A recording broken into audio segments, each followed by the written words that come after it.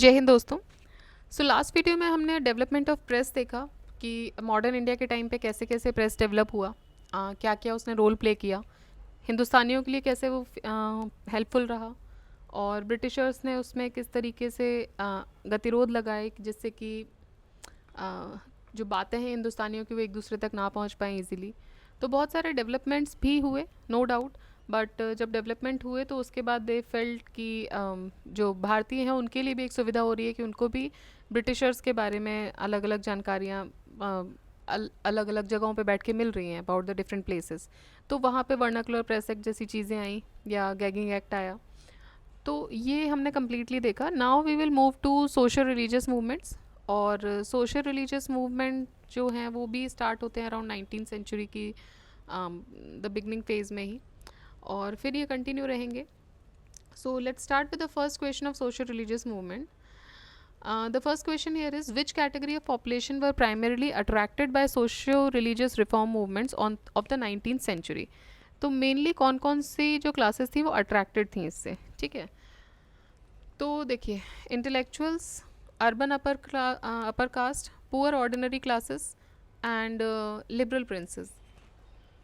तो इसमें से आपकी इंटेलेक्चुअल्स रहे, उसके बाद अर्बन अपर कास्ट रही, लिबरल प्रिंसेस भी इससे अट्रैक्टेड रहे। पुअर ऑर्डिनरी क्लासेस नहीं देखिए, जब कोई इंसान गरीब होता है तो वो पहले खाने का अपना जुगाड़ करेगा, उस पर ध्यान देगा, या फिर बाकी चीज़ों के बारे में सोचेगा कि कैसे हमारे बच्चे बहुत ज़्यादा इंटेलेक्ट बन जाएं, या the development of the society कैसे हो, उस पर वो नहीं ध्यान देगा। जब तक उसके पेट में खाना नहीं है, उसको प्रॉपर उसके रिसोर्सेज नहीं मिल पा रहे हैं, उसको बेसिक एमेनिटीज़ नहीं मिल पा रही है, तब तक वो बाकी चीज़ों के बारे में नहीं सोच पाता। Even this exist today. अगर कोई लेबर आप देखते हैं, वो काम करता है और वो घर जाता है, ठीक है, एंड वो अपना जो भी सामान खरीद रहा है उसके लिए भी उतनी महंगाई है, आपके लिए भी उतनी है, वो उतना लेके अपना घर जाता है, खाता है, पीता है, बहुत ज़्यादा देश के बारे में नहीं सोच रहा है वो। क्यों? क्योंकि पहले वो अपने बारे में सोचेगा, पहले उसको तो बेसिक चीज़ें मिल जाएं, राइट। उसको तो अपने ऊपर एक छत मिल जाए प्रॉपर। तो हमेशा यही रहा है कि पहले जो जो गरीब है या जो वो अपना पहले बेसिक इंस्टिंक्ट को पूरा करेगा, ठीक है। तो ये नहीं थे इनके इस मूवमेंट में। बाकी जो इंटेलेक्चुअल्स थे, मतलब जो भाई बाहर से पढ़कर आए हैं या जो यहाँ पे भी बड़े हुए, उन्होंने चीज़ें पढ़ी, उन्होंने देखा समाज को, बट वो कब देख पाए? जब उनके पास उनके बेसिक चीज़ें थी, उनकी बेसिक एमेनिटीज़ थी, उनको खाने के लिए खाना मिल रहा था प्रॉपरली। अदरवाइज़ कोई आंदोलन में नहीं उतरता है, ठीक है, अनटिल एंड अनलेस कि आपकी जगह ना, जैसे हमने अपराइजिंग्स देखी, तो वहाँ पे क्या हो रहा था, वहाँ पे उनके रिसोर्सेज ही छीने जा रहे थे। तो उनको बहुत ज़्यादा देश का कुछ वो नहीं था कि देश आज़ाद चल रहा है कि नहीं चल रहा है। हो सकता है उनको पता भी ना हो इनिशियली कि क्या चल रहा है। बाद में उन्होंने उनको डीकूज नाम दिया, कुछ जगह हमने देखा था कि ब्रिटिशर्स, क्यों? क्योंकि वो बाहर से आके उनकी जगह पर कब्जा कर रहे थे, तो मेनली वो अपनी जगह बचा रहे थे। तो 1857 में भी हमने देखा कि लोग जो थे वो अपनी टेरिटरी के लिए थे, सेंट्रलाइज बहुत ज़्यादा नहीं था। अदरवाइज़ अगर वो सेंट्रल ब्लो होता तो उस टाइम पे भी बहुत बड़ा इफेक्ट पड़ सकता था। बट अपनी टेरिटरी को बचाना ज़्यादा इंपॉर्टेंट होता है। इसी तरीके से पुअर जो पीपल हैं, जो थोड़े कम एजुकेटेड हैं, पुअर हैं, वो पहले अपना भरण पोषण करेंगे। अगर एक बार वो कंप्लीट हो जाता है, ऐसा नहीं है कि उनको देश की चिंता नहीं होगी, बट वो देश की चिंता तभी कर सकते हैं जब उनकी बेसिक एमेनिटीज़ पूरी हों, ठीक है। तो इसीलिए पुअर ऑर्डिनरी क्लासेस जो थे वो इससे बहुत ज़्यादा प्रभावित नहीं थे। कुछ होंगे जो ऐड होंगे उसमें साथ में, बाकी जो थे वो देवर ईदर इंटेलेक्ट्स, या फिर अर्बन अपर कास्ट थी, या फिर लिबरल प्रिंसेस थे। तो ये लोग सब इससे अट्रैक्ट हुए थे। Next question, consider the following statement. Social religious movements of 19th century resulted in the modernization of India. Reason ये है कि rationalism, scientific temper and other such ideas which are the basis of modernization were at the core of social religious movements. So assertion जो है वो सही है. जो social religious movements थे उसकी वजह से भी एक मॉडर्नाइजेशन आया इंडिया में. और रीज़न क्या है उसका, कि जो रैशनलिज्म है, चीज़ों के प्रति रैशनल तरीके से अपनी व्यूज़ बनाना, साइंटिफिक टेम्पर डेवलप हो गया था लोगों में, इसी तरीके के और आइडियाज़ भी थे. ये बेसिस थे मॉडर्नाइजेशन के of the social religious movements. So let's see, the answer is B. Both A and B are correct and R is the correct explanation. In the 19th century, all social religious reform, whether by Hindu, Muslim, Sikh, or Parsis, aimed at the spread of modern education. They fight against the social evil practices and use the tool of modern education to awaken and lead to modernization of India. जो reformers थे they wanted the society की, वो चाहते थे कि ये जो society है ये एक साइंटिफिक और रैशनल अप्रोच को एक्सेप्ट करे, क्योंकि अभी तक क्या होता था कि हम अपने पुराने ढर्रे पे भी चले आ रहे थे. ऑल्दो उस पीरियड के लिए वो गलत नहीं था, उसको हम गलत नहीं बोल सकते, but they have not seen, जैसे कि आपने देखा होगा 1857 में जब हम बात कर रहे थे कि if you are crossing the sea, अगर आप सी क्रॉस कर रहे हो मतलब माना जाता है कि आप अपना धर्म अबेट कर रहे हो. ठीक है, तो वो एक तरीके का शायद उस समय की रूढ़िवादिता थी जिसको जिसकी समझ उस समय पे जितनी थी कि उनको लग रहा था कि वे बाहर जाते हैं तो बाहर का धर्म अपना लेते हैं लोग, या फिर बाहर से अलग तरीके का एक जेस्चर आप लेकर आते हो, तो इस वजह से वो डरते थे कि कहीं उनके धर्म जो है वो ख़त्म ना हो. तो उस समय के लिए वो गलत नहीं होगा, बट फिर भी जब ये लोग जो बाहर गए, जो इंटेलेक्चुअल लोग थे, जो स्कॉलर्स थे, जिन्होंने जो अर्बन अपर कास्ट थी, जो अफोर्ड कर सकते थे बाहर जाना, जब वो बाहर गए उन्होंने देखा कि क्या क्या अच्छी चीज़ें भी हैं जो हम एक्सेप्ट कर सकते हैं along with our own values. तो ये कोशिश रही कि साइंटिफिक टेम्पर भी हमको अप्रोच करना चाहिए, रैशनलिज्म की तरफ हमें जाना चाहिए. And they also stressed for the society that the society should understand the social religious ideas and encourage scientific and humanitarian outlook अपने गोल्स को अचीव करने के लिए. ठीक है, next, which of the following class has been influenced by western civilization firstly. तो सबसे पहले जो वेस्टर्न सिविलाइजेशन से इन्फ्लुएंस हुई वो क्लास कौन सी थी? Noble landlords, not that much, although हुए बट बहुत ज़्यादा नहीं इनिशियली. ठीक है, न्यू रिच मर्चेंट्स, भाई उनको भी पैसा मिल रहा था. लैंडलॉर्ड्स को क्या था, परमानेंट सेटलमेंट्स आ गया था, पैसा मिल रहा था, अपनी ज़मीनें छोड़ के बाहर जाके बढ़िया अपना सेटलमेंट कर रहे थे, यहाँ पे उनकी ज़मीनों से रेवेन्यू कलेक्ट हो रहा था. Educated Hindu middle class, yes, educated Hindu middle class सबसे पहले इससे इन्फ्लुएंस होती है, बिकॉज रिफॉर्म जो रहा है वो एक्सेप्टेंस भी रही है इस पीरियड में. जब व्हेन दे बिकम एडुकेटेड तो रिफॉर्म की एक्सेप्टेंस भी आई इनके अंदर. देन एडुकेटेड मुस्लिम्स, ऑल्दो बाद में हुए, बट इनिशियली सबसे पहले जो हुए वो फर्स्टली दे वर एडुकेटेड हिंदू मिडिल क्लास. ठीक है, तो एडुकेशन बहुत ज़्यादा आपको सब्सटेंस भी देती है कभी कभी, चीज़ों को समझने के, अलग अलग मायने लाने के, आपके मतलब विचारधारा में थोड़ा परिवर्तन लाने के लिए एडुकेशन बहुत इंपॉर्टेंट है. तो एडुकेटेड हिंदू जो क्लास थी वो सबसे पहले हुई, बाद में एडुकेटेड मुस्लिम्स भी आए, लैंडलॉर्ड्स भी कुछ इसमें ऐड हुए, but firstly it was educated Hindu middle class. So, the new Western educated class was highly affected by rationalism, scientism, humanism. Reformers जो थे इंडियन सोसाइटी में, and religion sought to improve the society. And Hindu religion inspired by the enlightenment and denied superstition, pilgrimage and idolatry. ठीक है, तो जो Hindu religion था वो enlighten हुआ, थोड़ा बाहर से देख कर आए, उन्होंने नई नई चीज़ें देखी. सो दे डिनाइड द सुपरस्टिशन, जो भी सुपरस्टिशियस चीज़ें थी उनको डिनाई करना शुरू किया. देन पिलग्रमेज पे जो लोग समझते थे कि बस सिर्फ और सिर्फ पिलग्रमेज पे जाके ही आपके पाप कट सकते हैं, उस चीज़ों को भी उन्होंने थोड़ा सा अवॉइड किया. आइडोलेट्री, कुछ लोग अपना आइडोलेट्री को भी उन्होंने छोड़ा. तो अलग अलग चीज़ें थी जो एक्सेप्ट की गई उस टाइम पे. Next, which among the following great man is called the father of Indian renaissance. तो he was none other than Raja Ram Mohan Roy. He was called the father of renaissance and he was the first Indian जिन्होंने movement start किया against the prevailing evils in Indian society. उन्हीं के innovative ideas की वजह से एक Indian society में 19th century में एक तरीके का रेनासा देखने को मिला, एक दोबारा से एक ग्रोथ आई. राजा राम मोहन रॉय को फादर ऑफ इंडियन रेनासा भी बोलते हैं, पैगंबर ऑफ इंडियन नेशनलिज्म बोलते हैं. He is also known as the bridge between the past and the future. Then he is also known as the father of modern education, first modern man, युग दूत.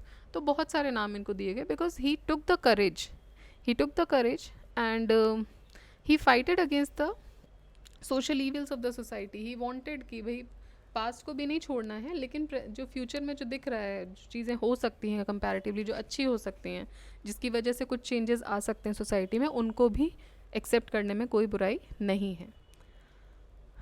Again the same question, who is known as the father of Indian renaissance. अभी थोड़ा repeat होगा, आप याद कर लीजिए. Raja Ram Mohan Roy. Then again same question, Raja Ram Mohan Roy.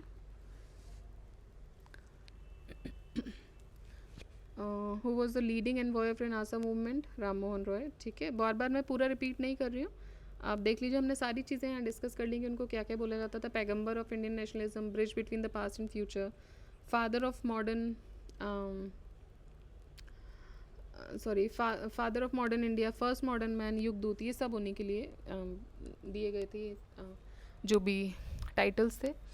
तो I am not repeating them again and again. Who is considered as prophet of nationalism, who is considered as first modern man, the first society. अब now यहाँ तक हो गया। फर्स्ट मॉडर्न मैन कौन थे? He was Raja Ram Mohan Roy. Now the next question is the first society founded by Raja Ram Mohan Roy was, तो it was Atmiya Sabha. देखिए, ब्रह्म समाज के लिए जाना चाहता है, बट उससे पहले उन्होंने आत्मीय सभा बनाई थी 1815 में। ठीक है, क्यों बनाई थी? क्योंकि मोनोथीस्टिक हिंदू रिलीजन को वो प्रोपिगेट करना चाहते थे। मोनोथीस्टिक मतलब एकेश्वरवाद। ठीक है, तो एकेश्वरवाद को वो प्रोपिगेट करना चाहते थे। Try to initiate social and religious reforms in the society. Raja Ram Mohan Roy also founded the Brahmo Sabha, an important social religious movement. ये बंगाल में उन्होंने बनाई थी 1828 में। बाद में यही ब्रह्मो जो सभा थी उसको ब्रह्मो समाज का नाम दिया गया। देवेंद्रनाथ टैगोर ने तत्वबोधिनी सभा, नौ जो और ऑप्शंस दिए हैं वो देख लेते हैं। तो देवेंद्रनाथ टैगोर ने तत्वबोधिनी सभा बनाई थी to propagate the ideas of Raja Ram Mohan Roy further. Then Atmiya Sabha जो थी, it was the first society founded by Raja Ram Mohan Roy. ठीक है, तो पहली अगर सोसाइटी ऑर्गेनाइजेशन पूछा जाएगा तो वो आत्मीय सभा होगी, ना कि ब्रह्मो समाज। कंफ्यूज नहीं होना है। Next, 1 second, let the saving PDF issue be gone, क्योंकि इसमें मूव नहीं करती है फाइल एक्चुअली। ठीक है ना। So who among the following was the founder of आत्मीय सभा? Now you know well, Raja Ram Mohan Roy. Brahmo Samaj was founded in the year 27, 29, 31, 40। देखिए, ब्रह्मो समाज जो हुआ था 28 में हुआ था एग्जैक्टली। तो 28 का ऑप्शन इन्होंने नहीं दिया, तो मे बी एक आंसर उस टाइम पे इन्होंने माना था, नहीं माना था पता नहीं, but it was founded in 28। तो अब इसमें बड़ा ही अगर कोई लगाता है नियर बाय का 27 तो भी गलत हो जाएगा, बिकॉज नियर बाय तो 29 भी है। सो मे बी हो सकता है इस टाइम पे इस क्वेश्चन को हटा दिया गया हो। So it was founded on August 20, 1828। We are in the August period only. तो ऑलमोस्ट 200 साल हो जाएंगे 28 में। अभी हम कितना 196 ईयर्स होने वाले होंगे इसको। So this society denied idolatry, तो इन्होंने मूर्ति पूजा को डिनाई किया और यूनिवर्सल वर्शिप को प्रीच करना शुरू किया। It was a community of people जो कि यूनिटी ऑफ गॉड में बिलीव करते थे, मतलब एकेश्वरवाद, यूनिटी ऑफ गॉड मतलब बहुत सारे अलग अलग भगवान नहीं, एक ही ईश्वर है। And lived apart from idolatry, और किसी मूर्ति पूजा में बिलीव नहीं करते थे। सोशल कस्टम्स के लिए कोई जगह नहीं थी इनकी सोसाइटी में, एंड रिचुअल्स जो भी थे उसके लिए भी कोई जगह नहीं थी। कोई ऐसे रिचुअल्स नहीं होते थे, कोई ऐसे सोशल कस्टम्स ये फॉलो नहीं करते थे। Brahmo Samaj emphasized humanity without considering the colour and character of the people. ठीक है, तो कोई कलर कास्ट पे भी ये बिलीव नहीं करते थे। जो भी आ रहा है वो इसके लिए वेलकम था। अगर आपकी सोच इससे मिल रही है तो आप इसके लिए वेलकम हो, या फिर अपनी सोच को ये चाहते थे कि ये चीज़ प्रोपिगेट हो, कि एकेश्वरवाद प्रोपिगेट हो, आइडोलेट्री को लोग छोड़ें, तो ये प्रोपिगेशन ये चाहते थे। Next is Raja Ram Mohan Roy establish ब्रह्म समाज इन, तो 1828 में किया, देख लिया हमने किसने किया, राजा राम मोहन रॉय ने किया। Brahmo Samaj was the first reform movement of Hindu religion which was influenced by western ideology. Brahmo Samaj was founded on 20 August 1828। Ram Mohan Roy ji ने इसको फाउंड किया था अलॉन्ग विद द्वारका नाथ टैगोर। ठीक है, तो द्वारका नाथ टैगोर भी साथ में थे इनके। कैलकाटा में ये शुरू हुआ। The main belief of Brahmo Samaj was in one God who is omnipresent and omniscient, जो हर जगह प्रेजेंट है। महर्षि Debendranath Tagore had the credit to proceed this as theist movement, who joined the movement in 1843। तो देवेंद्रनाथ टैगोर जी ने इसको 1843 में ज्वाइन किया। Then he appointed Keshav Chandra Sen as the acharya of Brahmo Samaj. Keshav Chandra Sen जी को उन्होंने ब्रह्मो समाज का आचार्य भी बनाया। एंड केशव चंद्र सेन ने इस मूवमेंट को पॉपुलर किया। बाद में इसकी ब्रांचेस भी इस्टेब्लिश हुई उत्तर प्रदेश और मद्रास में। ठीक है, तो पहले कैलकाटा में हुआ, फिर कुछ ब्रांचेस इसकी यूपी में और कुछ मद्रास में भी बनाई गई। तो इससे कौन कौन लोग जुड़ गए? सबसे पहले नाम जो आता है वो राजा राम मोहन रॉय जी का आता है, क्योंकि वो उनका सीड था। It was a kind of we can say it was a baby of Raja Ram Mohan Roy and along with Dwarka Nath Tagore. देखिए, कोई चीज़ अकेले नहीं होती है। आप भी आज कुछ शुरू करेंगे तो कोई ना कोई आपका दोस्त, कोई साथी उसमें होगा ही। मेन नाम हमेशा आता है आगे, बट उसके पीछे बहुत लोगों की मेहनत होती है। तो राजा राम मोहन रॉय का ये सीट था, उसमें द्वारका नाथ टैगोर जी ने साथ दिया। बाकी बहुत सारे ऐसे नाम भी होंगे जो हमें नहीं पता होंगे, जो इसमें साथ रहे होंगे ऑब्वियसली। इसके अलावा इसके बाद देवेंद्रनाथ टैगोर जी ने इसको ज्वाइन किया 1843 में। एंड दिस केशव चंद्र सेन, इनको अपॉइंट किया गया था आचार्य। बाद में केशव चंद्र सेन ने इसको बहुत पॉपुलराइज़ किया और इसकी अलग अलग ब्रांचेस भी यूपी और मद्रास में फैली। ठीक है, क्योंकि राजा राम मोहन रॉय बहुत ज़्यादा दिन तक जिंदा नहीं रहे थे इसको बनाने के बाद। It was formed in 1828 and I think Raja Ram Mohan Roy died in 1832, I think if the year is not wrong, because he went to head the case of Akbar II, the Mughal emperor in London, and he died there itself. तो वो बहुत ज़्यादा दिन तक इसमें सक्रिय नहीं रहे थे। उन्होंने ये फाउंड किया, ही वॉज द फाउंडर, बट बहुत ज़्यादा लंबे टाइम तक सस्टेन नहीं हुआ बिकॉज ही डाइड। उसके बाद और लोगों ने इसको टेक ओवर किया। So again same question, founder of Brahmo Samaj पता है हमको, who gave Ram Mohan Roy the title of Raja. अब देखिए राजा का टाइटल किसने दिया था, राजा राम मोहन रॉय इनको बोलते हैं। राजा का टाइटल दिया था अकबर सेकंड में, अभी मैं अकबर सेकंड की ही बात करी थी। तो ये दिया था मुगल एम्पर अकबर सेकंड ने 1830 में। राम मोहन रॉय यूनाइटेड किंगडम गए थे as an ambassador of Mughal emperor to plead his pension and allowances and he passed away, okay 1832 नहीं 33 में ही passed away on September 27, 1833 at Stapleton near Bristol due to meningitis. तो उनको meningitis हो गया था, उस वजह से उनकी वहीं पर मृत्यु हो जाती है और वहीं पर उनका जो अंतिम संस्कार था वो भी वहीं हुआ था। ठीक है, सो राजा का टाइटल उनको दिया था अकबर सेकंड ने। सेम क्वेश्चन हो गया। Samadhi of Raja Ram Mohan Roy is in, देखिए ब्रिस्टल, वो भी हमने देख लिया। Then consider the following, Calcutta unitarian committee, Tabernacle of New Dispensation, then Indian Reform Association।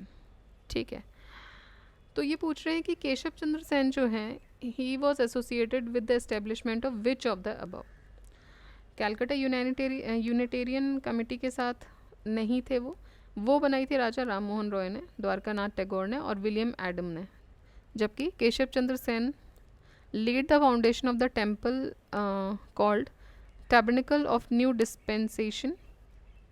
India reform association जो था वो बना था 29 अक्टूबर 1870 को, वो भी केशव चंद्र सेन जी ने ही बनाया था, उसके प्रेसिडेंट भी रहे। And thus the establishment of the B&C tabernacle and the Indian reform association is related with Keshav Chandra Sen. ठीक है, कैलकाटा यूनिटेरियन कमेटी में इनका रोल नहीं था।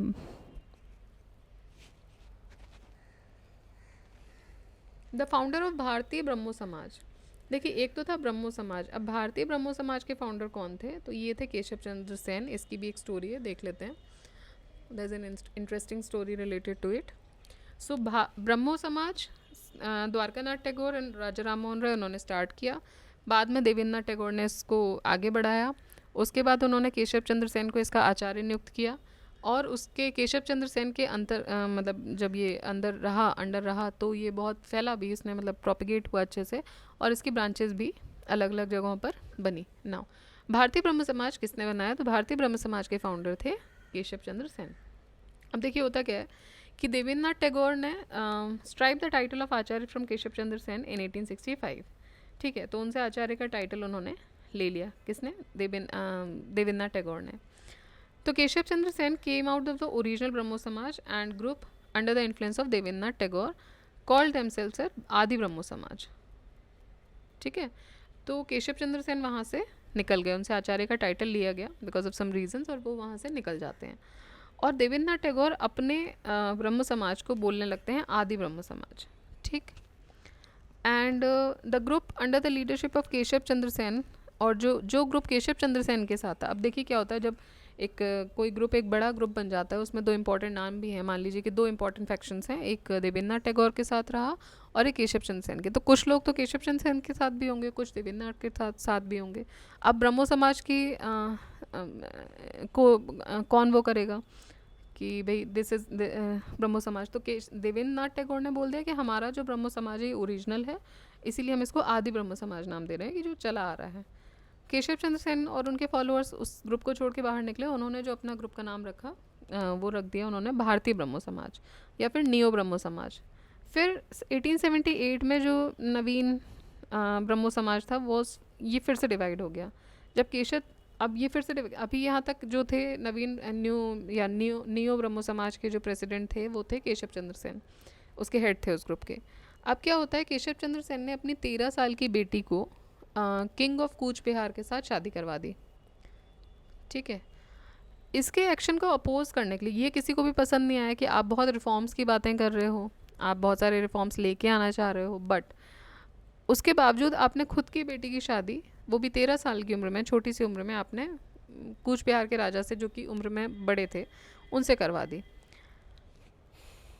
तो इसको अपोज करने के लिए उसी ग्रुप में से 2 लोग और निकलते हैं, आनंद मोहन बोस और शिवनाथ शास्त्री, और वो बना लेते हैं साधारण ब्रह्मो समाज। ठीक है, तो ये ब्रह्मो समाज की हिस्ट्री है। ब्रह्मो समाज सबसे ऊपर लिखिएगा कि भाई ये आप बना भी सकते हैं चार्ट जैसा, ट्री चार्ट, कि ब्रह्मो समाज के फाउंडर कौन रहे, राजा राम मोहन रहे, साथ में द्वारकानाथ भी लिख लीजिएगा। नीचे आते हैं, उसमें ज्वाइन होते हैं बाद में देवेंद्रनाथ, ये भी ब्रह्मो समाज ही चल रहा है। देवेंद्रनाथ बनाते हैं केशव चंद्र सेन जी को आचार्य, लेकिन कुछ इंटरनल फैक्शंस की वजह से 1865 में उनसे आचार्य का टाइटल वापस छीन लेते हैं। वहाँ से बनती है पहली ब्रांच।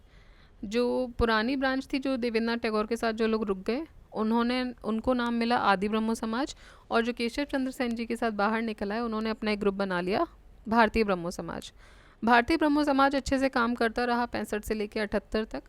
78 में फिर से भारतीय ब्रह्मो समाज या नियो ब्रह्मो समाज में फिर से फूट पड़ती है। क्यों? क्योंकि केशव चंद्र सेन अपनी बेटी की शादी, जो कि मात्र 13 साल की थी, राजा ऑफ कूच बिहार से उन्होंने उनकी शादी करवा दी।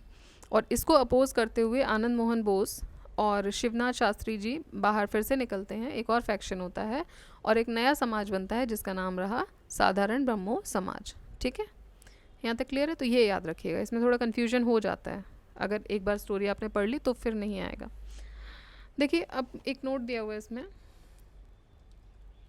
कि 20 अगस्त 1828 को राजा राम मोहन रॉय ने he rented a house of Firangi, I think Firangi ही होना चाहिए, Kamal Bose, where he form Brahmo Samaj. Tarachand चक्रवर्ती इसके पहले सेक्रेटरी थे। देवेंद्रनाथ टैगोर ने इसको ज्वाइन किया 1843 में। केशव चंद्र सेन ने ज्वाइन किया 1857 में। कुछ डिफरेंस ऑफ ओपिनियन आया देवेंद्रनाथ और केशव चंद्र सेन के बीच में नवंबर 11, 1866 को। देन केशव चंद्र सेन फॉर्मली बनाते हैं भारतीय ब्रह्मो समाज, जबकि जो पहले से इस्टेब्लिश ब्रह्मो समाज था वो बोला जाने लगा आदि ब्रह्मो समाज। ये सारी डिटेल्स जो हैं ये कहाँ से मिल रही हैं? ये मिल रही हैं द ब्रह्मो समाज .net से, gazetteer of India volume 2 history and culture, and Macmillan published social cultural and economic history of India. ठीक है, तो ये एक्चुअली रेफरेंस दे रहे हैं कि भाई कल को कोई क्लेम करता है तो कहाँ से मिली है। Later professor BL Grover and professor RL Shukla in their book unknowingly describe Keshav Chandra neo Brahmo Samaj as आदि ब्रह्मो समाज। देखिए, ये इसलिए बोला जा रहा है क्योंकि जो ओरिजिनल इन्फॉर्मेशन जो अभी तक हमने डिस्कस की वो डायरेक्टली क्रॉनिकल्स से मिली है या फिर उनकी वेबसाइट से मिली है, द ओरिजिनल वेबसाइट से। बाद में कुछ राइटर्स ने, जैसे BL ग्रोवर हैं, RL शुक्ल जी हैं, उन्होंने अपनी बुक में बिना जानते हुए अननोइंगली केशव चंद्र सेन के नियो ब्रह्म समाज को आदि ब्रह्म समाज बोल दिया गया है। As described by famous historians, other books and examination institution termed Keshab Chandra Sen as the founder of Adi Brahmo समाज। लेकिन ऐसा नहीं है, क्योंकि ओरिजिनल जो चीज़ें हैं जो उनकी साइट से या बेसिकली गेजेटियर से मिली हैं, वहाँ से पता चलता है कि ऐसा नहीं था। आदि ब्रह्म समाज जो था वो देवेंद्रनाथ जी का था, और जो साधारण जो भारतीय ब्रह्म समाज था या नियो ब्रह्म समाज था वो केशव चंद्र सेन जी का था। ठीक है, देयरफॉर केशव नियो ब्रह्म समाज वॉज भारतीय ब्रह्म समाज and basic Brahmo Samaj under the leadership of Debendranath was termed as Adi Brahmo Samaj. ठीक, तो ये थोड़ा सा कंफ्यूजिंग है, कुछ बुक्स में भी आपको अलग अलग फैक्ट मिल जाएंगे, बट ओरिजिनल फैक्ट अभी तक यही माना जा रहा है जो उनकी वेबसाइट से मिला है। ऑलराइट, नेक्स्ट, हु फाउंडेड आदि ब्रह्म समाज। अब आई थिंक ये क्लियर हो गया है कि, और याद भी हो गया होगा, देवेंद्रनाथ टैगोर। देवेंद्रनाथ टैगोर ज्वाइन ब्रह्म समाज इन 1842। बाद में केशव चंद्र सेन को आचार्य अपॉइंट करते हैं, हाउएवर कुछ डिफरेंसेस की वजह से उनसे टाइटल वापस ले लिया जाता है। केशव चंद्र सेन ब्रह्म समाज छोड़ देते हैं और ब्रह्म समाज ऑफ इंडिया बनाते हैं। 1866 में, जबकि Debendranath Tagore Samaj came to be known as Adi Brahmo Samaj. Who is regarded as father of Indian nationalism? तो भाई फादर ऑफ इंडियन नेशनलिज्म भी राजा राम मोहन रॉय को ही बोला गया। सो इसमें ऑप्शन में नहीं है, तो आंसर हो जाएगा इसका डी। ब्रह्मो समाज is based on the principle of, तो हमने देखा कि वो मोनोथीज्म के प्रिंसिपल को फॉलो करते थे, एकेश्वरवाद को। The objective of the Brahmo Samaj were worship of monotheism, opposing idolatry and denial of anthropomorphism. Brahmo Samaj emphasized the universal worship of God. According to Pran Yaskaran letters, okay, this is I think name, written in 1830, the objective of this society was worshipping eternal, universal and immutable God, who is the performer and the savior of the world, whole world. ठीक है, so जो इसका objective वो ये था कि eternal, universal और immutable God की वर्शिप करना, जो कि who is the saviour of the world. ठीक है, which of the following were not protested by Raja Ram Mohan Roy? तो child marriage, sati system, western education, idolatry. देखिए वेस्टर्न एजुकेशन तो उन्होंने खुद भी ग्रहण की थी ना, और उसमें से उन्होंने कुछ अच्छे पॉइंट्स भी निकाले थे जो वो चाहते थे कि अमेलगेमेट हो मॉडर्न एजुकेशन इंडियन एजुकेशन के साथ, तो उसको उन्होंने अपोज नहीं किया था। इसके अलावा चाइल्ड मैरिज, सती सिस्टम को उन्होंने बहुत पुरजोर तौर पे अपोज किया था, एंड इसी वजह से विलियम बेंटिक ने एक एक्ट भी पास किया था, एक्ट 17, ठीक है, तो जिसकी वजह से सती प्रैक्टिस बैन भी हुई थी। देन आइडोलेट्री भी उन्होंने अपोज किया था। So he is called a modern man, why? Because ये बहुत बड़ी चीज़ें थी। आज भी अगर कोई आइडोलेट्री अपोज कर रहा है सामने आके ऑन द फोर फ्रंट, तो ईजी काम नहीं है वो, ठीक है, that is not a easy thing. And that time you can imagine, आज से 200 साल पहले और भी कंडीशंस कैसे। हम तो आज अपने मॉडर्न वर्ल्ड की बात करते हैं, जहाँ हम 5G में, रोबोट्स की दुनिया में रह रहे हैं, जहाँ हम AI की दुनिया में रह रहे हैं, जहाँ हम ड्राइवरलेस कार्स चला रहे हैं, जो उस टाइम पे तो सोची भी नहीं गई होंगी। तो उस टाइम पे ऐसे लोग भी सामने आए जिन्होंने इन ईविल्स के खिलाफ लड़ाई लड़ी, ठीक। तो आप समझ सकते हैं कि that would have been very difficult task, क्योंकि आज भी हिम्मत नहीं होती है। So that's why he actually got so many titles. He is called modern man, he is the prophet of modern system. तो ये टाइटल्स उनको इसलिए मिलते हैं। सो राजा राम मोहन राय एक आर्डेंट एडवोकेट थे वेस्टर्न एजुकेशन के through the medium of English. In a letter dated 11 December 1823 to Lord Amherst, he wrote, "We now find that the government is establishing a Sanskrit school under Hindu Pandits to impart knowledge as is already current in India. This seminary can only be expected to load the minds of the physical distinctions of little or no practical use of the society. The Sanskrit system of education would be best calculated to keep this country in darkness. But as the improvement of the British native population is the object of government, it will consequently promote a more liberal and enlightened system of instruction, embracing mathematics, natural philosophy, chemistry, and anatomy, with the other useful sciences, which may be accomplished with the sum proposed by employing a few gentlemen of the talent and learning educated in Europe, and providing college furnished with the unnecessary books, instruments, and other apparatus. The protested social evils like idolatry, child marriage, sati system. He protested the social evils. ठीक है, तो वो western education के ardent advocate थे कि मिलनी चाहिए, ठीक है। Next, which of the following statement is और are correct regarding Brahmo Samaj? It oppose idolatry, बिल्कुल हमने बहुत बार देख लिया है कि मूर्ति पूजा को इन्होंने अपोज किया। It denied the need for a priestly caste for interpreting the religious text, yes, because कोई रिचुअल्स, कोई चीज़ें उन्होंने फॉलो करने की बात नहीं की थी। डायरेक्टली सेवा भाव जो था वो रख रहे थे कि भाई लोगों का डायरेक्टली आप देखो, एकेश्वरवाद में यकीन करो। It popularize the doctrine that the Vedas are infallible, नहीं, ये इन्होंने नहीं बोला था, ये हम बाद में देखेंगे। आर्य समाज में स्वामी दयानंद सरस्वती जी की द्वारा बोला गया था। सो ब्रह्मो समाज के प्रिंसिपल्स की बात करें तो वो थे मोनोथीज़म में बिलीव करना और हिंदुज़म को सोशल लेवल से हटाना, दूर करना, आइडोलेट्री का अपोज करना, और डोमिनेंस जो है प्रीस्ट की उसको भी अपोज करना, क्योंकि प्रीस्टली कास्ट बहुत ज़्यादा डोमिनेटिंग हो चुकी थी या थी। उनको लगता था because they were only the people की जो इंटरप्रेट कर सकते थे संस्कृत चीज़ों को। दे वर द पीपल जिनको एजुकेशन का अपना वो था कि they are the only one जो कि प्रीच कर सकते हैं, ठीक है। Then improving the situation of women, ये 3 इनके मेजर जो थे प्रिंसिपल्स थे। स्वामी दयानंद सरस्वती जी ने पॉपुलराइज किया था the doctrine that Vedas are infallible, तो 1 and 2 are correct and 3 is incorrect. Next, which of the following social reformers strongly opposed jury act of 1826? तो ज्यूरी एक्ट ऑफ 1826 को अपोज करने वाले कौन कौन से सोशल रिफॉर्मर्स थे? So he was Raja Ram Mohan Roy. देखिए, according to jury act of 1826, अब ज्यूरी एक्ट क्या था ये देख लेते हैं। ज्यूरी एक्ट को अपोज किया था राजा राम मोहन रॉय ने। ये था क्या कि जो नेटिव्स हैं, हिंदूज़ या मुस्लिम कोई भी, they could sit as jurors in the cases of trials of Hindus and Muslims, but उनको उन केसेस में नहीं बैठने दिया जाएगा जहाँ क्रिश्चियंस के अगेंस्ट केसेस होंगे। ऑन द अदर हैंड जो क्रिश्चियंस थे वो हिंदू मुस्लिम दोनों के ज्यूरर्स के तौर पे बैठ सकते थे। सो राजा राम मोहन रॉय ने इसको स्ट्रांगली अपोज किया and flagrant injustice oppose this act and the flagrant injustice contained under the act, ठीक है।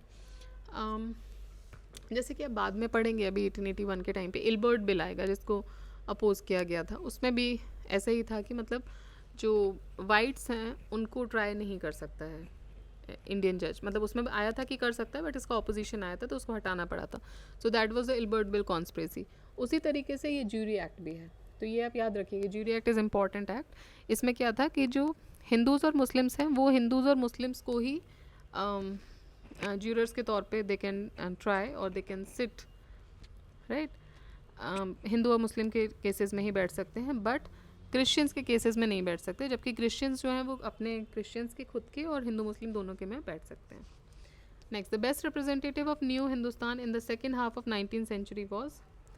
अब देखिए, फर्स्ट हाफ की बात कर रहे थे जब राजा राम मोहन रॉय थे, क्योंकि उन्होंने सारे वो उनकी डेथ भी उनकी डेथ भी फर्स्ट हाफ में ही हो गई थी। सेकेंड हाफ की बात कर रहे हैं कि 19th सेंचुरी। अब यहाँ पे आप ध्यान दिया करिए ना, क्वेश्चन यहाँ से ही चेंज हो जाता है बिकॉज इसमें ऑप्शन दिए हैं राजा राम मोहन रॉय को और न्यू हिंदुस्तान भी दे रहे हैं, तो आप बिना देखे टिक करेंगे क्या है। तो ध्यान दीजिएगा कि the best representative of new Hindustan in the second half of 19th century कौन थे? तो ये थे स्वामी विवेकानंद। सो स्वामी विवेकानंद, इनका जन्म ही सेकेंड हाफ में हुआ था, 1863 में हुआ था। इनकी मृत्यु 1902 में हो गई थी, बहुत ज़्यादा लंबी आयु इन्होंने नहीं देखी। And he was credited to interpret the teachings of Ramakrishna Paramahamsa. इनके गुरु जो थे वो रामकृष्ण परमहंस थे। He describe these teachings in simple language. Swami Dayanand emerged as the advocate of Neo Hinduism in 1893 and he went to Chicago where he delivered his famous speech in World Parliament of Religions. In this speech, Vivekanand gave a short introduction of Hinduism and spoke on the meaning of the Hindu religion. उसके बाद वो America जाते हैं, England जाते हैं और Hinduism को promote करते हैं। उनके अनुसार जो हिंदू रिलीजन है it was restricted up to food only. He was quite displease with the silence of religion on the exploitation of poor by the wealthy. तो उनको ये चीज़ पसंद नहीं थी कि रिलीजन कभी भी इस बारे में बात नहीं की कि भाई जो अमीर है वो गरीब को इतना त्रस्त कर रहा है, उसके बारे में क्यों इसमें बात नहीं हो रही है, सिर्फ खाना या इन सारी चीज़ों पे बात क्यों हो रही है, according to him. So Vivekananda never use to give political messages, कभी पॉलिटिकल मैसेज नहीं देते थे, but still he brought the spirit of self dignity. ठीक है, तो अमंग द न्यू जनरेशन वो चाहते थे कि सेल्फ डिग्निटी की चीज़ें आएँ, और किस माध्यम से देते थे? अपनी स्पीचेज़, अपने आर्टिकल्स के माध्यम से देते थे। He was a staunch patriot.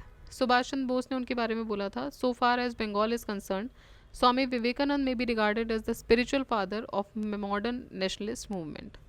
ठीक, नेक्स्ट, विवेकानंद ने पार्लियामेंट ऑफ वर्ल्ड्स रिलीजन कब अटेंड किया था?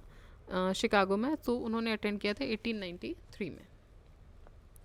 Who among the following participated in the Parliament of Religious held in Chicago? So again, Swami Vivekananda. कब इन्होंने अपनी स्पीच डिलीवर की थी शिकागो में? देखिए, इसमें ऑप्शन 1893 का नहीं है। अब नियर बाय में अगेन वही चीज़ है, दो को ऑप्शन दे दिए, 92 और 94।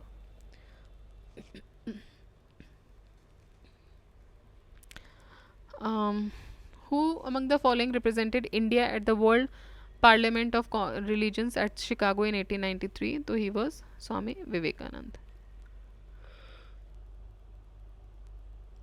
देखिए, अगर ऐसे क्वेश्चंस में आप 100% श्योर होते हैं ना कि जैसे आपको पता है कि 1893 ही है और दोनों बिल्कुल ही नियर बाय ऑप्शंस दे दिए, अगर मे बी एक कुछ चांसेस होते हैं, कभी कभी कोई स्टेट मान लेता है कि भाई अगर मान लो 1892 दिया, यहाँ पे 1902 दे देते लेट से, तो फिर आप एक सिमिलर पे जाते हैं और इसमें सही होने के चांसेस भी होते हैं, बिकॉज वो बोल सकता है कि हाँ चलो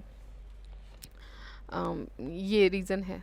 we do not know actually क्या कर, बट आप इनको अटेम्प्ट किया कीजिए अगर आप श्योर हैं तो. अब अगर आपको बिल्कुल ही नहीं पता कि कब हुआ था तो अलग बात है, ठीक है. तो आपको लग सकता है वहाँ बैठ के आपको पता ही नहीं है, तो फिर आप कैसे डिफ्रेंशिएट कर सकते हो. बट अगर आपको श्योरली पता है कि 1893 है, now you have the two options 1892 and 1894, तो अटेम्प्ट कीजिए, क्योंकि जनरली ये रहता है कि ऐसे आंसर्स में बोनस मार्क्स मिल जाते हैं, ठीक है. Next, in which year Swami Vivekananda took part in the parliament of world religion? हालांकि सबको ही मिलेंगे, लेकिन कभी कभी कुछ कैंसिल होते हैं तो उन्हीं को मिलेंगे जो जिन्होंने अटेम्प्ट किया होगा एटलीस्ट, ठीक है. तो अगर ऐसे कोई डाउटफुल क्वेश्चन होते हैं जहाँ आप श्योर होते हैं आंसर के लिए, तो कर दिया कीजिए. आप श्योर नहीं है तो फिर रहने दीजिए, उसमें नेगेटिव मार्किंग हो सकती है. वैसे एमपी, जैसे ये क्वेश्चन एमपी में आया था, एमपी में नेगेटिव मार्किंग नहीं है फ़िलहाल, तो वहाँ के लिए कोई दिक्कत भी नहीं है अगर आप अटेम्प्ट करते भी हैं सारे तो, ठीक है. Next, in which year Swami Vivekanand took part in the Parliament of World? Again the same question, 1893. Who among the following famous reformers wrote the books ज्ञान योग, कर्म योग एंड राजयोग? ठीक है, तो इन्होंने एक और लिखी थी, 4 बुक्स लिखी थी, ज्ञान योग, कर्म योग, राजयोग, भक्ति योग. Anyways these books were written by Swami Vivekanand. The patron saint of India, Swami Vivekanand, is respected throughout the world as a spiritual genius. One of the quotes of him, truth can be stated in 1,000 different ways, yet each one can be true. ठीक है, तो इनका एक बहुत ही famous statement था कि जो सत्य है वो बहुत सारे अलग अलग तरीक़ों से बताया जा सकता है और हर एक तरीका सही ही होगा, ठीक. देन राजयोग, कर्मयोग, भक्ति योग, ज्ञान योग, ये स्वामी विवेकानंद के द्वारा लिखी हुई कुछ बुक्स हैं. Who was the founder of Ramakrishna Mission? So Ramakrishna Mission के फाउंडर हैं स्वामी विवेकानंद. अब देखिए क्या होता है कि विवेकानंद ने जब वर्ल्ड कांग्रेस से होकर आए तो उसके बाद कुछ समय तक तो वो बाहर घूमे, अलग अलग जगहों पे गए, he propagated the religion. Then he came back to India in 1890. Then he came back to India, कब आए एग्जैक्टली आना जाना उनका लगा रहता था. And he decided to open Ramakrishna mission in the name of Shri Ramakrishna Paramahamsa his guru in 1897. 2 ideals थे इनके इस मिशन के. पहला, for one's liberation and the welfare of the world at large. ठीक है, तो पहला था कि एक इंसान को मुक्ति मिले, मोक्ष मिले, लिबरेशन हो. दूसरा, दुनिया का एक वेलफेयर हो सके. विद इट्स हेडक्वार्टर, इसका हेडक्वार्टर कहाँ था रामकृष्ण मिशन का? बेलूर में, कोलकाता में. बेलूर इन कोलकाता एंड खतियारी इन अल्मोड़ा. बहुत सारे रिलीजियस एक्टिविटीज़ भी परफॉर्म होती थी इसके थ्रू, ब्रांचेस के through, which were spread all over the world in various fields, जैसे कि education, health, welfare of poor, relief, rehabilitation, arts and culture, morality, ethics and spirituality, irrespective of the caste, creed and religion. It was the last famous religious movement of 19th century which aimed at the harmony of religions, harmony of the East and the West, harmony of the ancient and modern spiritual fulfillment, all-round development of human faculties, social equality and peace for all humanity without any distinctions of creed, caste, race or nationality. Ramakrishna mission was started by, same question है, याद रखिएगा. Who founded Ramakrishna mission? Again Swami Vivekananda establish this mission in which year? 1897. 1897 मई 1897 में किया था उनके सन्यासी associates के द्वारा. Who was, now next is who was Sharda Mani. तो शारदा मणि कौन थी? तो शारदा मणि जो थी वो गुरु माँ थी, जो वाइफ ऑफ रामकृष्ण परमहंस. ठीक, Sharda Mani Mukhopadhyay, who is also known as Sharda Devi, she was married to Ramakrishna Paramahamsa at the early age of 5. तो 5 साल की उम्र में ही इनकी शादी हो जाती है रामकृष्ण जी से 1859 में. और so she was the wife of Ramakrishna Paramhansa, और गुरु माँ भी इनको बोलते थे. Dayanand Saraswati founded, now again अब दूसरे जो उस समय के रिनासा के लीडर थे वो आ गए, जैसे दयानंद सरस्वती जी. ही फाउंडेड आर्य समाज. ठीक है, तो आर्य समाज की स्थापना उन्होंने कब की थी? उन्होंने की थी 1875 में. अप्रैल 7, 1875 में कहाँ की थी? मुंबई में की थी, उस समय का Bombay. with the aim to promote noble ideas which were universally true for all mankind.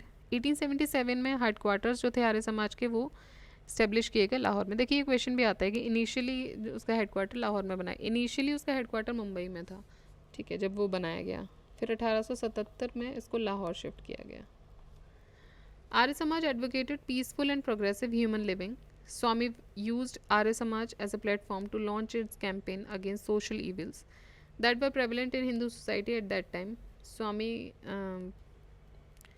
Dayanand Saraswati opposed many oppressed practices of Hindu tradition and insisted upon let's go back to Vedas.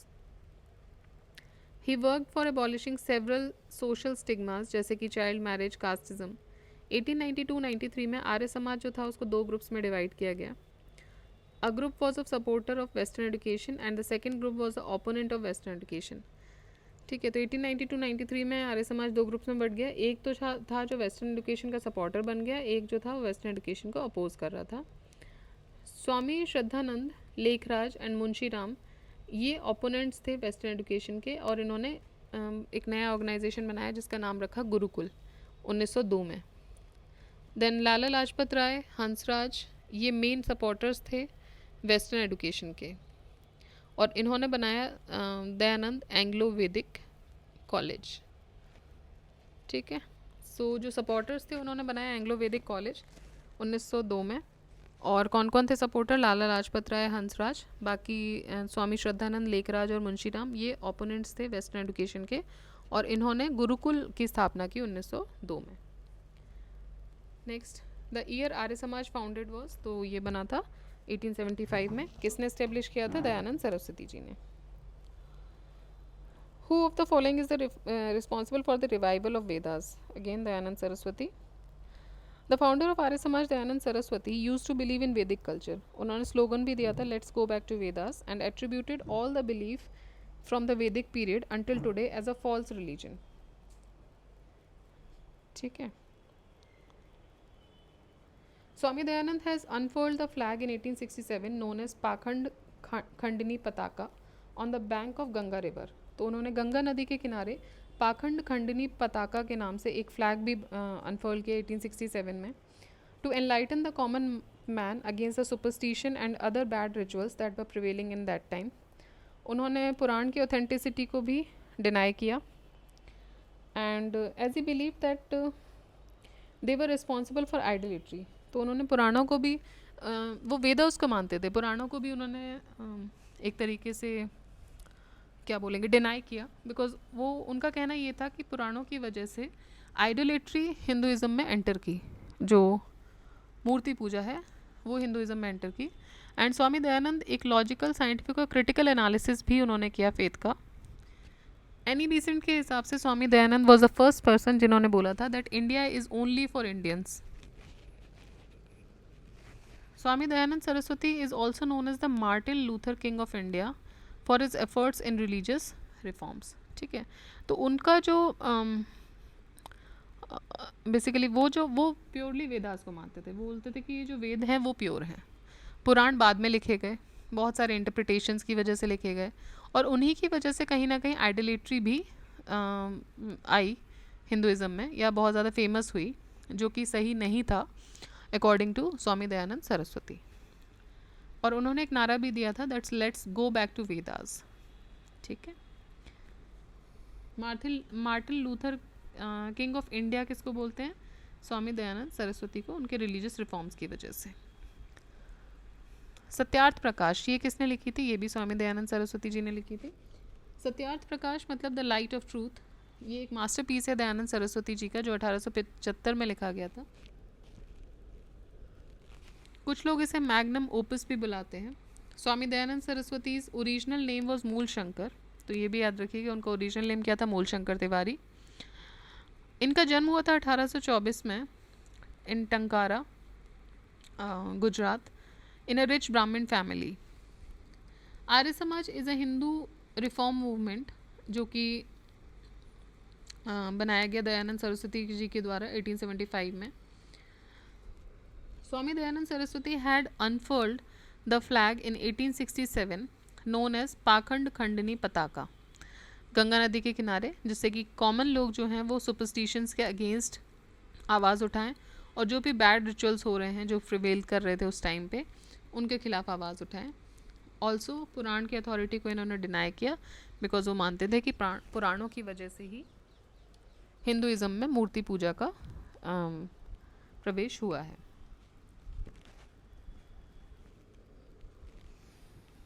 Again same question, writer of Satyarth Prakash is Swami, okay इसमें option ही नहीं है, स्वामी दयानंद सरस्वती का option नहीं, सो none of this. किसने लिखी है, Dayanand Saraswati ji. Secret book of which समाज, तो दयानंद सरस्वती जी ने आर्य समाज के फाउंडर रहे, उसी साल में उन्होंने बुक भी निकाली, उसी साल में उन्होंने ऑर्गेनाइजेशन भी बनाया। Again same question, which of the following organisation supported the shuddhi movement. Shuddhi movement का मतलब क्या है, the similar let's go back to Vedas की तरह ही है। तो शुद्धि मूवमेंट जो स्टार्ट हुआ था वो आर्य समाज ने ही स्टार्ट किया था बॉम्बे में, टू ब्रिंग बैक पीपल जो कन्वर्ट हुए थे इस्लाम में या क्रिश्चियनिटी में। तो इनका ये कहना ये था कि कुछ ऐसे लोग थे भारत में जो हमने भी देखा कि जो under the influence of medieval India, जब मुगल्स या बाकी इस्लामिक रूलर्स का रूल रहा तो कुछ लोग कन्वर्ट हो गए थे। दूसरा, जब ब्रिटिशर्स आए तो भी बहुत सारे लोग क्रिश्चियनिटी में, खासकर ट्राइबल जो उस समय के थे, क्रिश्चियनिटी जब इन्होंने अपना प्रोपगेट करने के लिए 1813 में जब अलाउ किया, सो बहुत सारे लोग उस टाइम पे क्रिश्चियनिटी में भी चेंज हुए थे या बोलेंगे कि कन्वर्ट हुए थे। तो शुद्धि मूवमेंट ये था कि जो लोग भी ऐसे कन्वर्टेड लोग हैं वो वापस से अपना धर्म में आ जाएं। Next, given below are two statements, एक है असर्शन, दूसरा है रीज़न। असर्शन ये है कि Arya Samaj movement gave self confidence and self reliance to the Indians. ठीक है, तो आर्य समाज मूवमेंट जो है उन्होंने सेल्फ कॉन्फिडेंस भी दिया और सेल्फ रिलायंस भी दिया टू द हिंदूज़। इसका रीज़न ये बोल रहे हैं कि Arya Samaj movement undermine the belief in superiority of white race.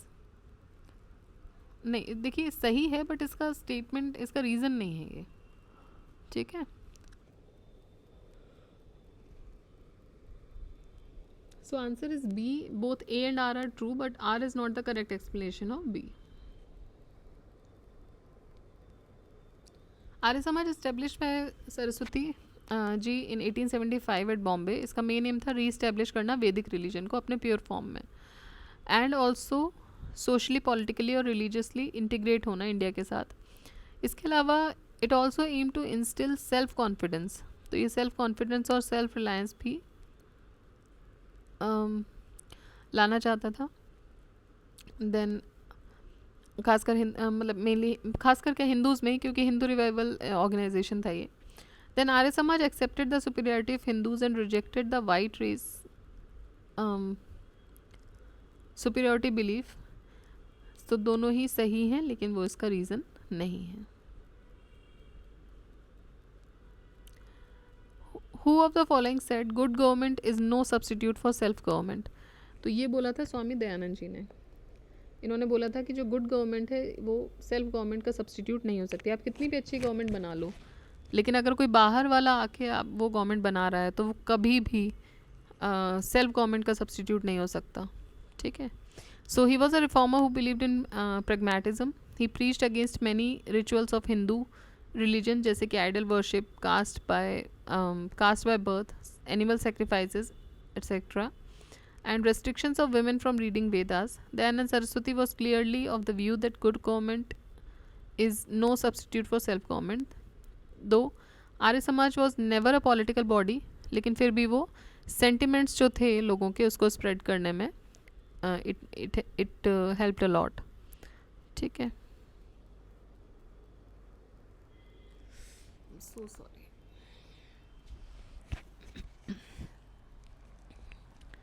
Then who among the following first use the word swaraj. अब देखिए सबसे पहले स्वराज वर्ड यूज़ करने वाला कौन था, और सबसे पहले हिंदी को एक नेशनल लैंग्वेज के तौर पे एक्सेप्ट करने वाला इंसान कौन था. तो ये थे स्वामी दयानंद सरस्वती. स्वामी दयानंद सरस्वती ने पहली बार स्वराज वर्ड का यूज़ किया था और डिक्लेयर किया था कि हिंदी जो है वो नेशनल लैंग्वेज है. And he was the first to emphasise to adopt swadeshi product also. तो ये पहले थे. देखिए इसके बाद अभी हम बात करेंगे जब स्वदेशी मूवमेंट आएगा 1906 में, दादा भाई नेहरू जी ने स्वराज वर्ड का यूज़ किया था. बट सबसे पहले जो स्वराज वर्ड का यूज़ हुआ था वो दयानंद सरस्वती जी के द्वारा हुआ था. 1918 समथिंग में ही हुआ था. Year is not mentioned and I also not remember. तो पहली बार इन्होंने यूज़ किया था और पहली बार ही इन्होंने ये बोला था कि हिंदी जो है वो हमारी नेशनल लैंग्वेज होगी. ऑल्सो इन्होंने बोला था कि स्वदेशी प्रोडक्ट्स को अपनाया जाए और जितने भी फॉरेन प्रोडक्ट्स हैं उन सबको बॉयकॉट कर दिया जाए. बाद में यही सारे व्यूज़ जो थे वो इंडियन नेशनल मूवमेंट में भी यूज़ हुए, अलग अलग टाइम पे अलग अलग लोगों के द्वारा. अब आपको क्रोनोलॉजिकल ऑर्डर में लगाना है. ठीक है. ईजी है ये तो, बहुत ही ईजी है क्योंकि नियर बाय ऑप्शंस ही नहीं है इसमें. तो तुलसीदास जी तो हम सबसे पहले आ गए. देखा था हमने कि तुलसीदास जी कब थे, मिडिवल पीरियड में थे. He was contemporary of Akbar also, तो पहले हो गए. देन उसके बाद राजा राम मोहन रॉय, इन सबसे पहले जन्म होता है उनका. देन दयानंद सरस्वती जी. दयानंद सरस्वती जी का जन्म विवेकानंद जी से पहले होता है, बिकॉज जब विवेकानंद जी का जन्म हुआ था तब दयानंद सरस्वती सक्रिय थे अपने कार्य में. तो 1 2 4 एंड विवेकानंद जी का 1863 में जन्म होता है. तो 1 2 4 3. Answer is B, 1 2 4 3. ओके. तो पीरियड ऑफ तुलसीदास है 16 सेंचुरी एडी. राजा राम मोहन रॉय 1772 से 1833 तक रहे ये. देन दयानंद सरस्वती 1824 से 1883 तक रहे. एंड विवेकानंद जी 1863 से 1902. Who was the founder of Prarthana समाज. अब देखिए प्रार्थना समाज जो थे वो आत्माराम पांडुरंग जी इसके फाउंडर थे. तो इन ऑप्शंस में से तो कोई भी नहीं है, इसलिए इन्होंने स्टार दे रखा है. ऑप्शंस में बाकी एक्सप्लेनेशन में देखते हैं. प्रार्थना समाज के फाउंडर थे ये Atmaram Pandurang ji on the inspirations of Keshav Chandra Sen. ठीक है. तो केशव चंद्र सेन जो अभी हमने ब्रह्मो समाज से रिलेटेड थे जो पढ़े, उनके इन्फ्लुएंस में, उनकी इंस्पिरेशन से आत्माराम पांडुरंग जी ने प्रार्थना समाज बनाया. एंड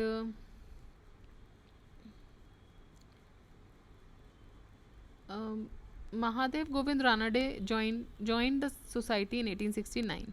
बाद में फिर महादेव गोविंद रानाडे ने ज्वाइन किया, लेकिन फाउंडर नहीं थे ये. फाउंडर कौन थे? फाउंडर आत्माराम थे. तो वो ऑप्शन में नहीं है.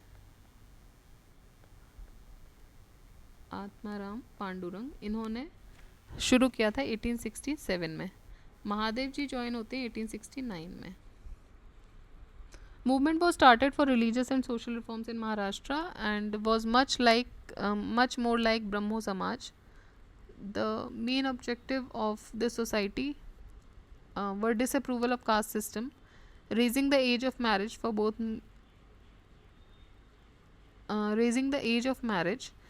males and females, widow remarriage, women's education. ये सब इनके कुछ मेन ऑब्जेक्टिव थे सोसाइटी के. Social reform movement of Rana day was continued and successfully until the end of 19th century. Dhondo Keshav Karve and Vishnu Shastri, ये और दो और फॉलोअर्स थे इनके सोशल रिफॉर्म प्रोग्राम में राणा डे जी के. और राणा डे और कर्वे इन दोनों ने मिलके, डी के कर्वे, इन दोनों ने मिलके विडो रीमैरिज मूवमेंट भी स्टार्ट किया था. इसके अलावा इन्होंने they also founded Vidhwa Ashram Sangh to propagate education to the widows basically. Okay. Vidhwa Ashram जो था बनाया था विडोज को एजुकेशन देने के लिए था. Ranade is mentioned as the father of cultural renaissance. So Mahadev Govind Ranade को कल्चरल रिनासा के जनक के तौर पे भी देखा जाता है. Now who was the founder of Prarthana Samaj. Founder of Prarthana Samaj was Atmaram Pandurang. Identify the correct combination of from the options given below for Prarthana Samaj. Young India, लोक हितवादी, सत्यशोधक समाज, रहनुमाई मजायदन सभा. ओके, देखिए प्रार्थना समाज का अभी हमने पढ़ा है कि आत्माराम पांडुरंग होने चाहिए सबसे पहले. एक तो इसमें है, फिर सी में भी हैं, डी में नहीं है, तो ये दोनों तो हो जाते हैं क्रॉस आपका. ठीक है, अब देखिए यंग इंडिया, मोहनदास करमचंद गांधी, ये सही है. कल हम देख रहे थे यंग इंडिया और न्यू इंडिया. देन लोकहितवादी गोपाल हरि देशमुख, सही है. देन ज्योतिबा फूले, इन्होंने सत्यशोधक समाज, और नरोजी फुरदोंजी, इन्होंने रहनुमाई मजायदन सभा. तो ये सही होगा जी, बी सही है. सो प्रार्थना समाज जो बनाया गया था वो एक मूवमेंट था रिलीजन के लिए, रिलीजियस मूवमेंट था, सोशल रिफॉर्म्स के लिए था, बॉम्बे में बनाया गया. अर्लियर रिफॉर्म मूवमेंट्स मतलब पे बेस था ये. आत्माराम पांडुरंग इसके फाउंडर रहे. यंग इंडिया एक वीकली पेपर था, जर्नल था इंग्लिश में, जो कि गांधी जी इसको पब्लिश करते थे. एंड 1919 से 1931 तक.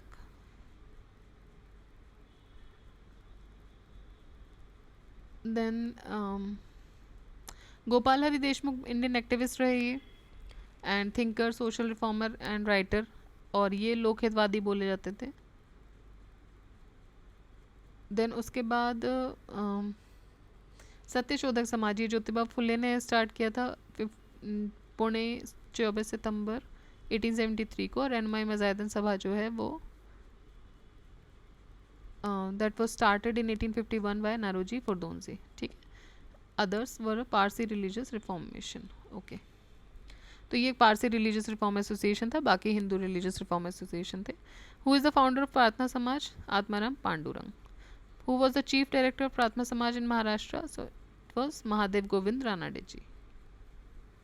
Who among the following was the founder of Dev Samaj? Okay.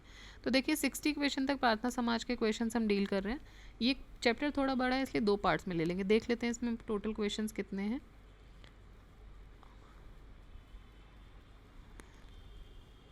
इसमें है टोटल 125 क्वेश्चंस.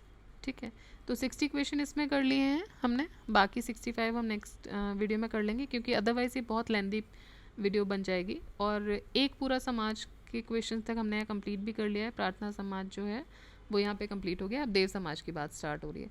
सो हियर यहाँ पे हम इसको रोकते हैं, एंड बाकी हम अपने नेक्स्ट वीडियो से स्टार्ट करते हैं. ठीक है, सो कीप रिवाइजिंग. यहाँ पे देखिए कन्फ्यूजन्स होंगे बहुत सारी. ये जो ऑर्गेनाइजेशंस हैं ये आएंगे, अभी और भी आने वाले हैं. अभी तो आधा ही चैप्टर हुआ है, तो आधा चैप्टर है, अभी और भी ऑर्गेनाइजेशंस आने हैं, तो वहाँ पे कन्फ्यूजन होंगी. प्लीज़ ध्यान से पढ़िएगा. नहीं हो आपको याद तो एक लिस्ट बना लीजिए. लिस्ट से इजीली थोड़ा जल्दी हो जाती हैं चीज़ें, तो अपने हाथ से एक हैंड रिटन लिस्ट बनाएंगे तो भी आपके लिए कंफर्टेबल रहेगा. So keep reading. Take care. जय हिंद, जय